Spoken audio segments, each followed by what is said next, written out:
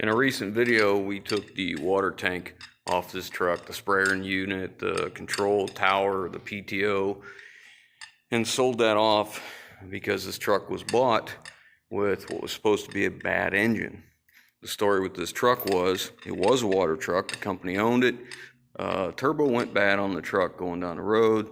They had it towed to the Cummins dealer. Cummins dealer put a turbo on it, supposedly changed the oil, and then called them back and said, oh, and by the way, the motor's no good. You need a new engine, after they charged him for all that work. So I bought the truck as a parts truck. We don't know how bad the engine is or if it's horrible junk, not repairable.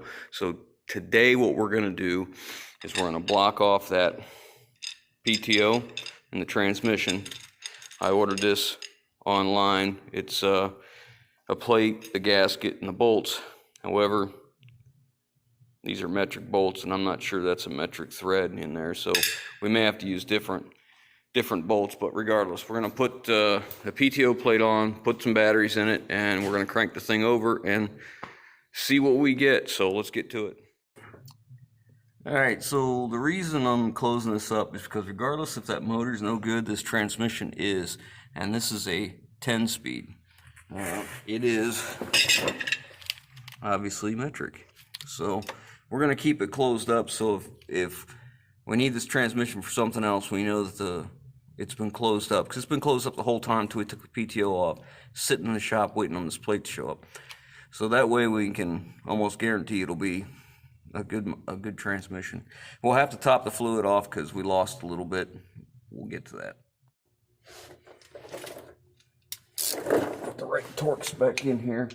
I think these are called Doug specs.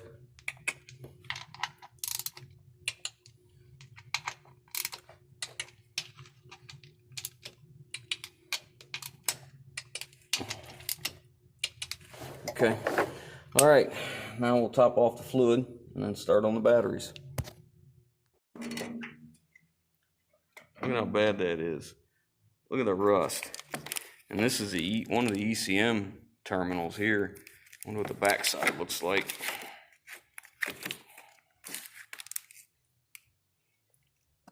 Boy, look at that. Nothing but rust. It's pretty cruddy too. Man, that's what happens when you introduce steel. I mean, look at the rest of these. There's no rust there. This is a little corrosion and dirt, but no rust. Just my fingers smearing it. But anyways, let's get these out. Get some other ones in here temporarily.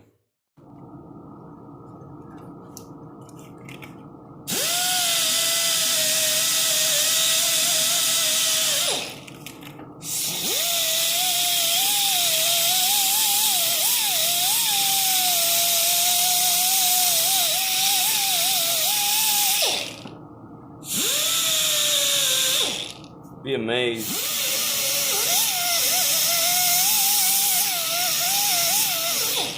at how many running problems I find due to bad connections.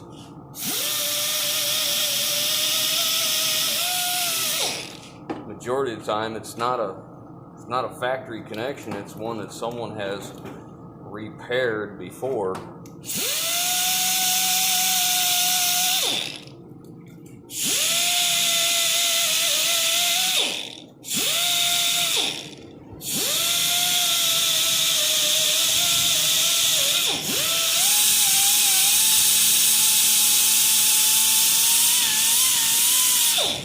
Never had a terminal I thought I needed a dust mask to clean. Good Lord.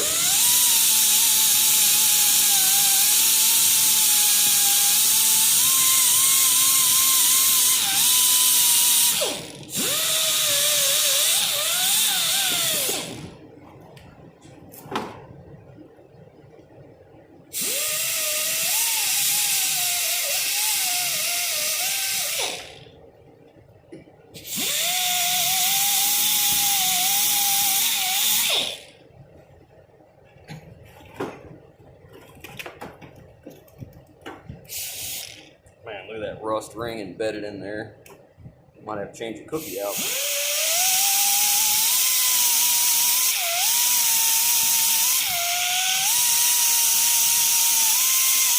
Nope, that's just where it ate the terminal.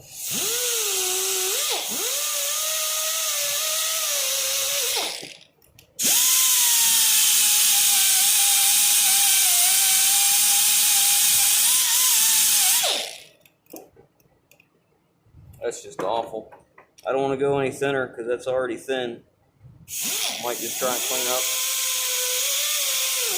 Better leave it alone.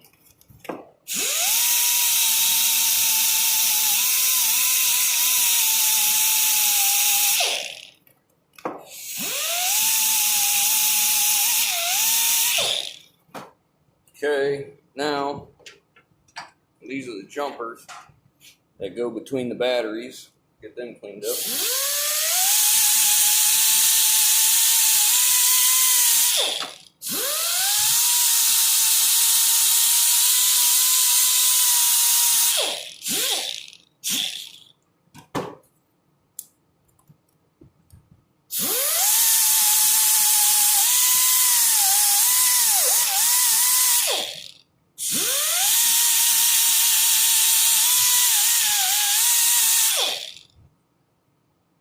Good.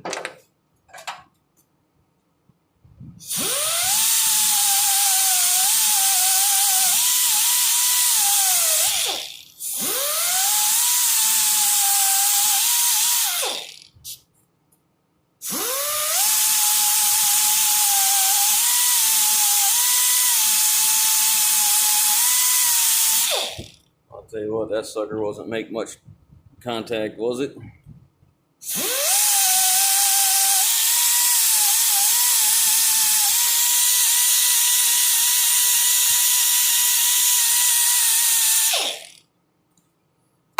You might think, why would you go through all this trouble just to see how bad a motor is? Because I don't want to have any other variables as to what's going on. I want to make sure that what we've done is right. Since the time I had mentioned that I bought batteries for this truck, between then and now, I've used those new batteries for something else. So I'm going to be using some old batteries that I had gone through all the batteries I had, and I charged them all up, and then I retested them. And if it was good, I put a G on it. If it was bad, I put an X. So I kept the good ones. This has been sitting now for about probably 3 months not charged. This is my carbon pile tester, and I just tested it, and it tests good. A carbon pile tester, you can see inside here, you can hear it because it's hot. They're carbon discs that what happened is when you turn this knob, it squeezes those discs together and increases the load as the discs come together. This one, we're trying to get half of what the battery is rated for at least 15 seconds without going down below 9.5 volts. That's the way I test them. Everybody's got their own way, their own method. There's some nice fancy electronic load testers. I don't care for them.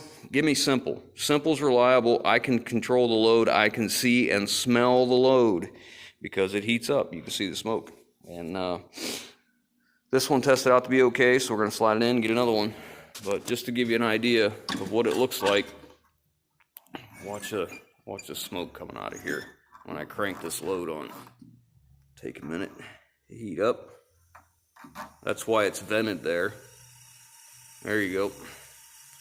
So we're about currently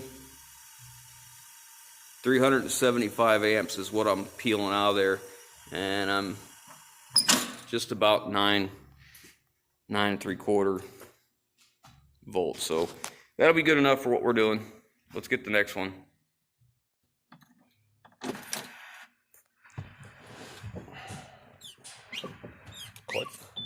Clutch pedal feels good. Transmission's in neutral. Let's see what we got here.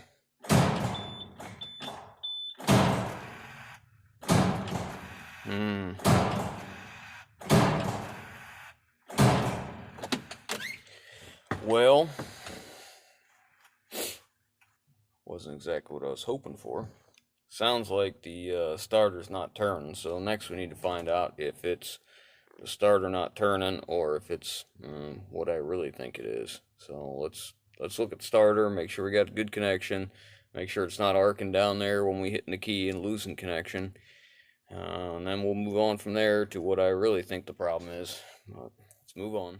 So here you are underneath. Here's the starter. The electrical connections are back here. Our lighting isn't the best, but work with it. All right, go ahead and crank it.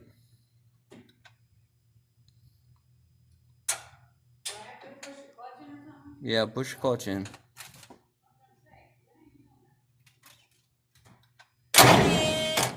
Crank it again. Alright, turn the key off. There is a tool for barring this engine over. And it goes up into right there. However, I've blown mine out.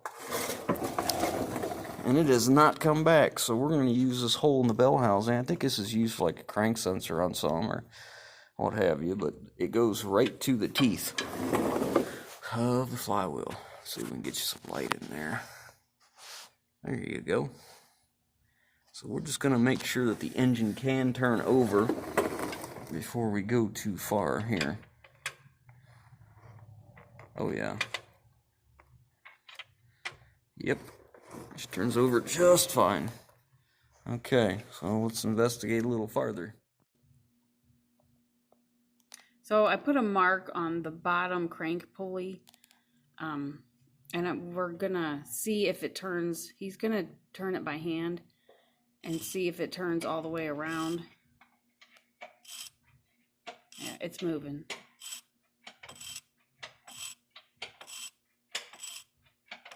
Slowly, but it's moving.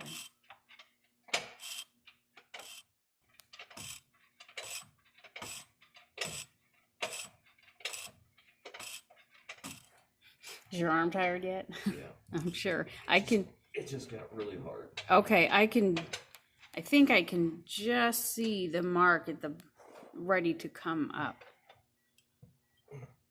Yeah, it won't go any farther. Okay. So it didn't make it all the way around. You know, you didn't hear any compression. I don't know, it was so quick that I don't know. You know, normally bar a motor over, you'll hear it go. Yeah. As each cylinder builds compression. We're going to try and go back again.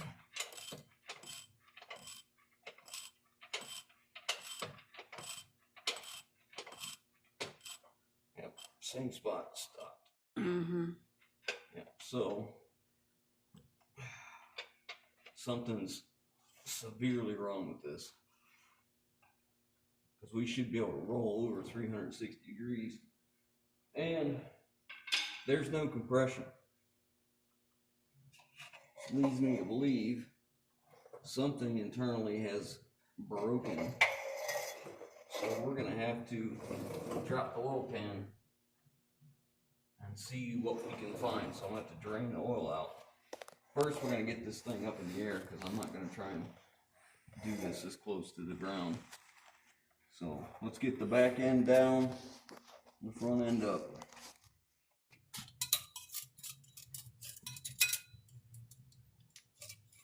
I checked this oil before I bought it, and I didn't see any metal in there. Man, look at how far up it is on the stick now.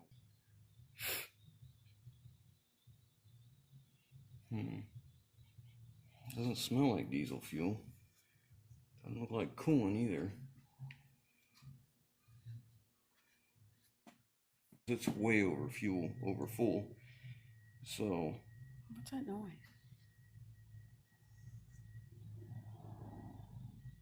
I don't know. Okay. Got a clue. I was just listening. Anyway, so the full mark is right here. And we're covering all this. So one of the ways that can happen is you can have a bad injector that floods it out and puts diesel fuel past the piston rings into the oil and thins it. And if it thins it, it loses its lubricant qualities. Which could explain, yeah, look how far up we are. See that?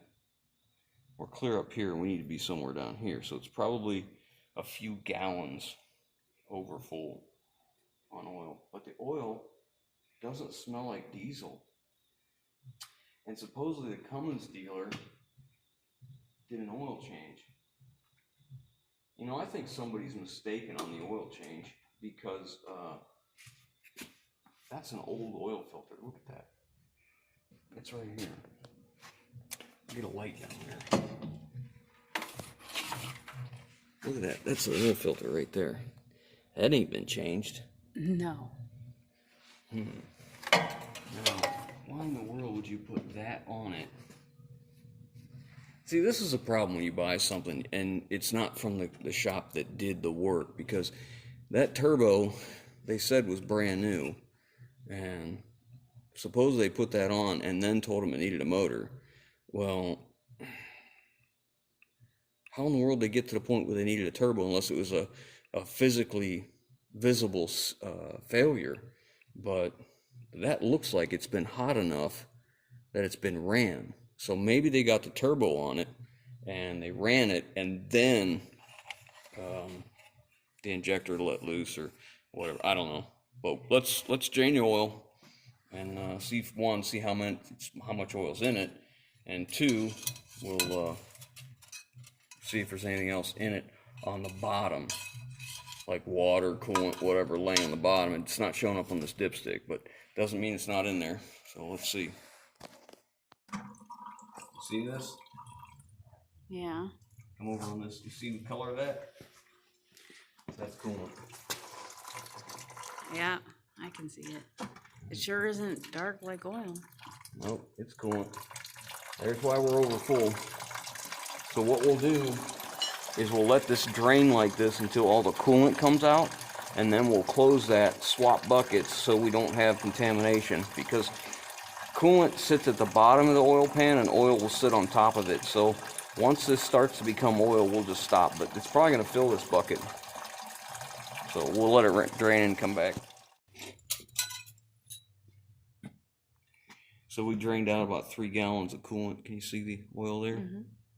So that just goes to show that just because you don't see coolant in the oil doesn't mean there's not coolant in the oil, because it's about I think it's about 3.5 gallons of oil.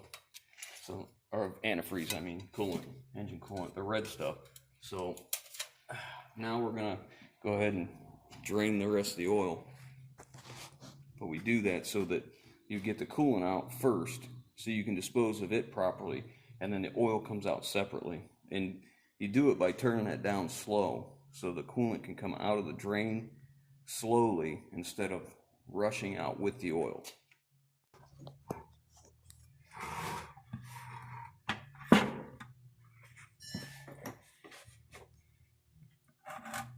Just dirty oil. Got about 4 gallons on that one. Oh, I might need a third one. Yeah, better find me a third one.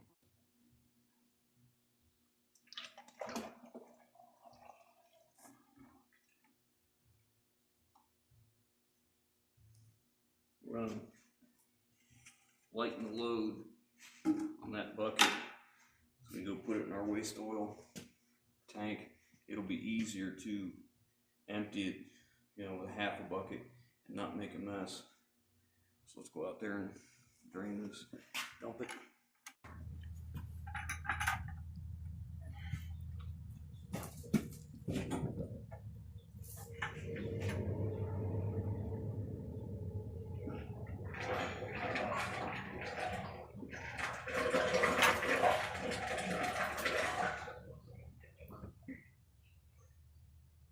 This is our waste oil container that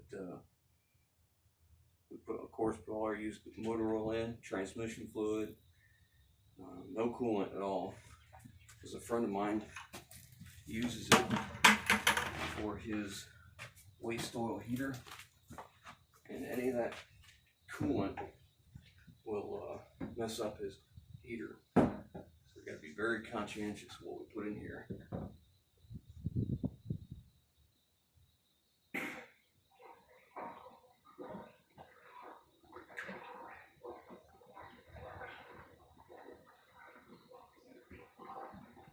As you see, there's no coolant in this at all.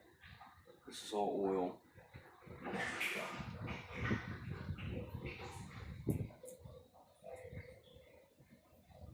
So now we'll take the other bucket, we'll split it down to half, and then pour it in. I need to make a big funnel where I can leave my buckets upside down on it and let them drain out. Be a little bit cleaner inside. Okay, so with the other one.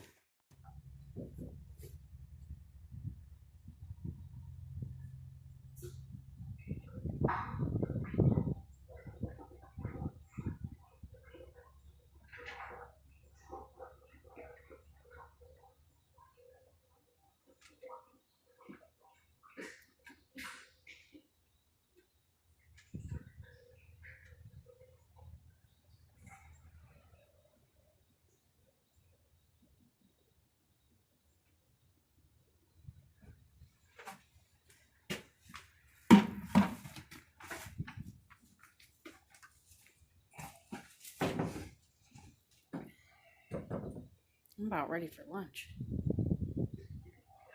How about you? Like, get that oil pan off. See what's going on under there first. That last bucket we drained, we must have grabbed the wrong one, because that's the one I used by the drill press. Look down inside that. I thought I saw some debris down in there. I'll usually do that next to the drill press with oil in it, so I can fill up my little oil can. So I stopped early and didn't pour it all out. He has a filter on his thing, but I don't want to put anything in there that make it hard. They're tight. Some are not. Some are bolts. That's weird. Some are tight and some are not. Lose the extension. So you're taking the oil pan off now, right? Okay. Get the safety police handled. No. We removed the jack stands from the back that it was sitting on and chalked the wheels, even though the brakes are locked or whatever he said they were. I don't remember. And we have blocks under the front. And we took the jacks out, so. And we got a jack stand. And we have jack stand. That don't satisfy the safety police. I don't know what will. Someone's been in this pan before.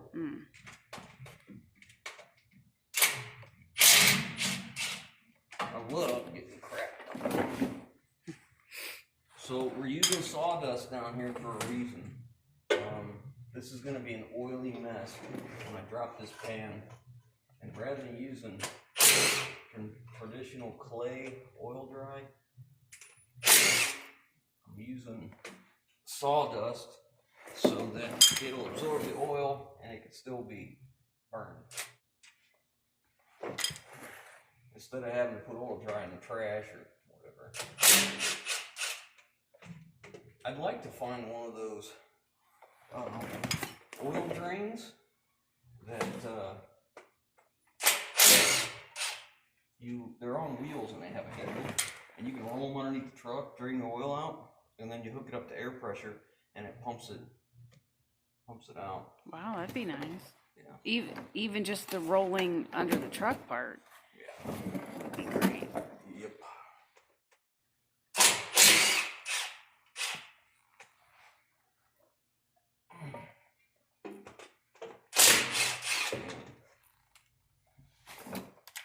I'm not separating any of these bolts because this engine's oil pan bolts are all the same. Now what I need to do is get a jack rolled in here to support the pan while I take the last few out. Alright. So here's the significance of the coolant and why it going to the bottom of the oil pan before the oil is detrimental to an engine because the pickup is down low. So all that coolant is down here. So as it goes to run, it's going to suck up coolant, which coolant obviously is great for heat transfer, but has very, very little lubricant qualities. So you're pumping coolant through the oil pump, through all the bearings and everything, instead of oil to lubricate. So increased friction, everything wears much, much faster, and then you end up with troubles. But we're going to let this drain for a little while. We got a pan, and we're going to lay underneath here, let it drain for a while because I don't want to get dripped on constantly. Every time I do one of these, I got to take the pan out. I like to just put a pan underneath it and let it sit for a day or two and come back to it. That way you get a large majority of the oil out of it before it starts falling on you and you wear it all. We're at a hard spot. It won't go any farther. And right now, that is cylinder number 2 and cylinder number 5. They're companion cylinders, which means they both come up at the same time. Doesn't mean they're on the same cycle, but one could be on intake, one could be on exhaust. You know, on a compression stroke, an intake stroke, exhaust stroke, or power stroke. You know, one of the 4 strokes. That's why it's a 4-stroke engine. The first stroke comes down, sucks in air and fuel. The second stroke coming up is compression. The third stroke is the power stroke, where the fuel ignites and pushes the cylinder back down. And the 4th stroke is it going back out to exhaust. So we may not be on the same stroke as far as the cam is what controls, you know, how the valves are opening is what stroke we're on. But regardless, both of these are companions and they're both up. And an engine cannot compress a liquid, only air and fuel. It has to atomize the fuel to compress it, which is how a diesel works. There's no ignition. When it ignites that fuel, that piston gets hot. You can see way up in here, there's a little tube up there. See that little tube? Right there. That's a piston cooling nozzle. It sprays oil on the bottom of the piston to cool it down. This engine is very clean inside. You know, there's no buildup at all. It's in really nice shape. So what we're looking for is we want to see if we have either coolant coming around the cylinder, the sleeve, between the sleeve and the cast, because that sleeve is removable. That sleeve has O-rings on it that isolate the cooling system behind that cast and behind the sleeve from the compression. The rings of the piston isolate the compression into that sleeve above the piston so it can be controlled by the valves going in and out. So what we want to see is if we have coolant coming down here, because one of the things we have is we have coolant in the oil that you saw. The other thing is we have a spot that it will not turn 360, so there has to be some type of obstruction to keep it from turning. So being though it's number 2 and number 5, what we'll do next is we will go up top, because I've looked for physical damage of interference of anything hitting, like a bent rod hitting on the cast somewhere, and I don't see it. I don't see any interference down here where a bent connecting rod or something odd going on. So the next step for us is we're going to take the injectors out. In order to get the valve cover off, we have to take the air intake off. I'm going to take this air box out of here so it gives me a little more room, because I have to get way back in there a good distance, and this is going to be in the way. Now that thing's going to come off in 2 pieces, kind of like this. The top one's going to be this deal, and there's nothing in it, just bolts. And then this bottom one, which we're not taking off, has the electric connectors come through this side.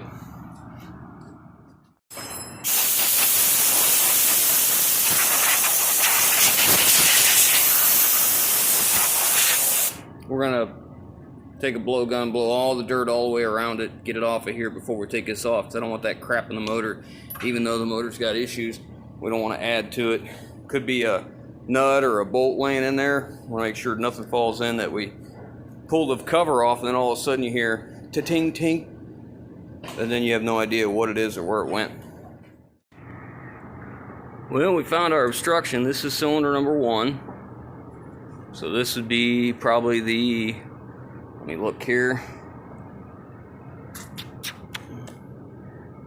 I can't tell for certain, but intake and exhaust is right here. This is the injector, and this is our problem.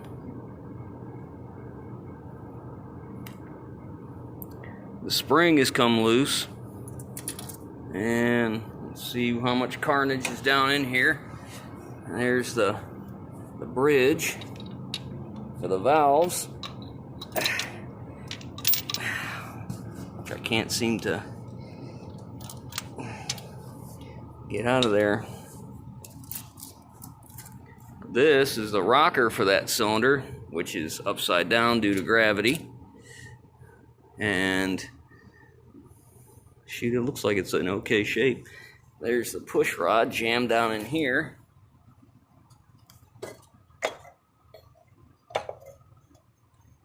Alright, let's get the carnage out of here and see what's going on. I'm trying to find the other top of the valve spring. That one, look at it, you can see where it broke there. No, this looks fuzzy. Oh, the camera. Oh, it's better now. It's okay now. Okay. So I gotta find the other piece. I need to know where it's at. And I haven't found it yet. And I haven't found the retainers either that hold the top on the valve spring. Valve spring. Oh, there it is. There's the top. You don't see any of those bushings, do you, that we're missing? No. Okay. That one got damaged pretty good, crammed against it. So far I found both retainers, but no locks yet that go on the top of the valve. That's one of the valve spring seal springs. That's a bent push rod that was jammed down in there. A bent spring. The one valve, can you see down in here? This valve is bent. Yeah, now show. It's tilted back. This one is stuck down. That's probably what we're hitting with the piston. So the next step, I'd like to find the retainers, that the locks for those, the tops of the springs. They're little half circle things, and they may have made their way into the oil pan, but we're gonna find out. We're gonna look for them. Oh, there's one. Nope, that is not that. Okay. Let's see if we can find the locks of anything in here. We may just end up taking well, we gotta take the rack off anyways. I was just hoping to find them before we took this rail loose that holds all these rockers. You can see these bolts down through here, all these bolts. That's all the way down there what hold the shaft that all those rockers pivot on. So we'll just take that loose next. But we see our obstruction. This one here is the one that's stuck down. So we'll get this rail off here with all the rockers and set it out of the way next.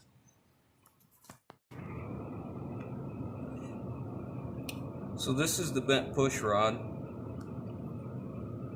and I found this down in here, and I'm not, it's dished like it might be, you know what, I'm not sure exactly, it might be a retainer for one of them rockers. I'll have to look at that a little closer.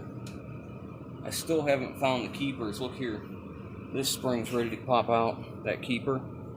See that right there? The light's kind of bright right there, but it's ready to pop out. So that probably came in here somehow, and you know, when it came apart, it probably hit that one. But now I'm going to move forward with getting the rest of the rack off. I stuck my magnet down in there looking for the keepers, and I still haven't found them. So, you know, before I go any farther, I think I'm gonna go fishing in the oil pan. See if they made it down there. It's pretty nice, so I don't see any damage to any of the rockers on the cam. They look to be okay so far. The injector plungers are free, so that's good. Maybe they're okay. I mean, Never know till we get it apart, but this is what that rocker bridge is supposed to do, like that. So if you're sitting on there, and then the one rocker pushes on the bridge and opens and closes both valves. Look here, here's another one. See the keepers there? That was off. But those are the keepers I'm looking for, them little half circles. Get over here, I'll show you what I mean. That's what I'm looking for. Look how long those were like that. Actually wore it down. So, I mean, the head will have to be taken off regardless. That one there is close to coming out. I wonder if the overhead was too loose on this. Man, look how that's, see how that is? That's metal. That's metal wearing against metal. Another bridge off right there. I wonder if they just let the overhead go and it was too loose. And all these, look at that bridge. See how that valve stem just beat the crap out of it? Yeah, that's weird. That's from, you know, bouncing around in there doing that. So, all right, let's continue to take it apart.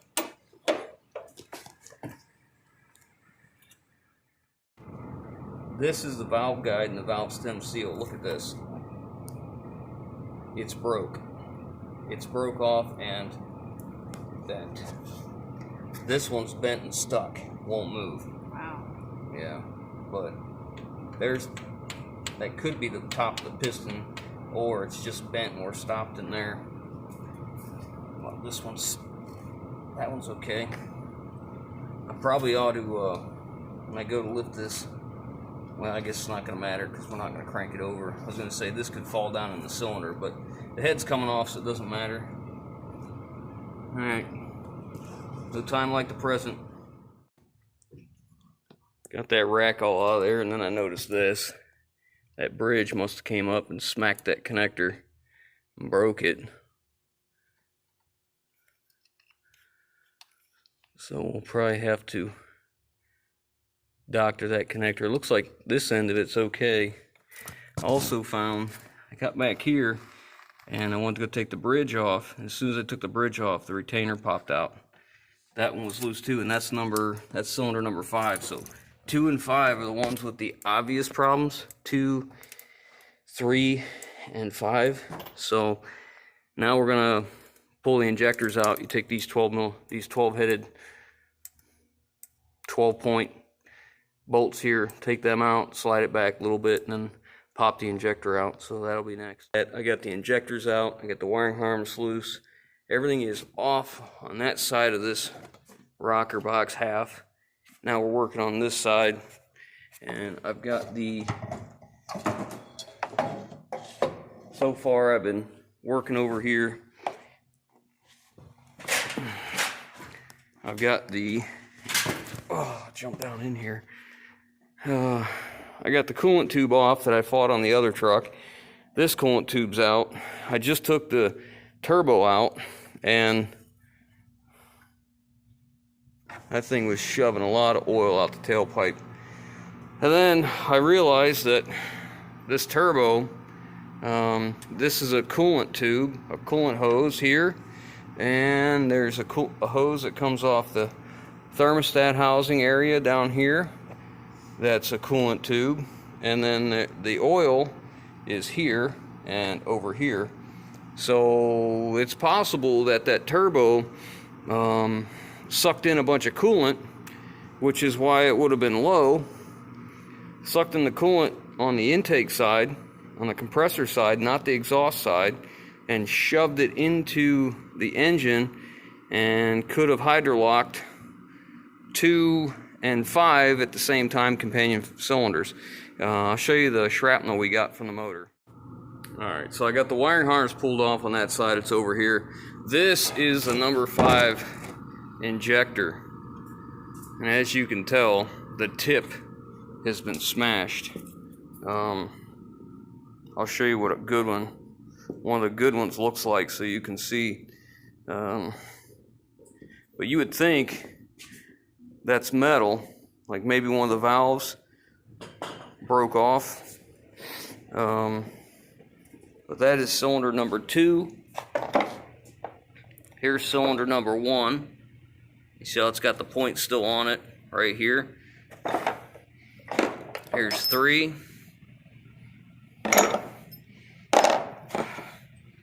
There's 4.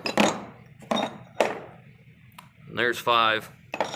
And 6 is the same. So the only injector that's bad, that needs a tip, is number 2. But we got a whole lot of broken parts up here. They're all sitting up on the radiator support. Believe it or not, this is taking me most of the day. See all my parts up there and shrapnel. I'll get it down here. So we have a couple springs that came loose. One of them's bent. You can see that one. See how it's bent. Yeah, it may not show up. No, it did. When you turned it sideways. Did it? Yeah. It's bent. This is a retainer for the top of a valve spring. You can see how it's damaged here. Another retainer. It's got damage right there. This is off the bottom of one of the rockers. There's 2 little fingers that hold it like this, so that goes onto the that go on the bridge. Anyways, there's one of the bridges that's boogered up, and then the bent push rod. I don't know if it'll show up there. Let's see if I can get it steady. Yeah, it don't show up, but it's bent for sure. I'll show you what this is on the other one, where it goes on the rockers. It's this right here. That's what rests on the bridge. There's a ball like this on this end apparently, and this sits on it, which came off of, let's see, probably number 2 right there. It came off of this one. It's supposed to be down there and snapped on like that, just like these. So it takes it from a pivot to a flat. So anyways, it's all apart. Next, this is probably gonna be all for this video because it's getting pretty long, but next we'll keep working on the emission stuff on the other side. Get the EGR cooler off of there, get the intake off, get the exhaust off of it, and we'll get ready to pull the head. That'll be next. So that's it for this video. There'll still have to be a many part series because it's going to be an ordeal. We took the interior out of the truck so that we could get to the stuff. We took the seats out. It just made it easier. You can't see in there. We took the seats out so we could roll this floor mat back so we can get to the engine. It's like 1/3 inside the cab. It's one reason we like the long hooded trucks better. They're easier to work on for sure. Anyways, that's it for now. You guys stick around for the next part, and like I said, we'll get that apart and we'll see what the damage looks like under the head.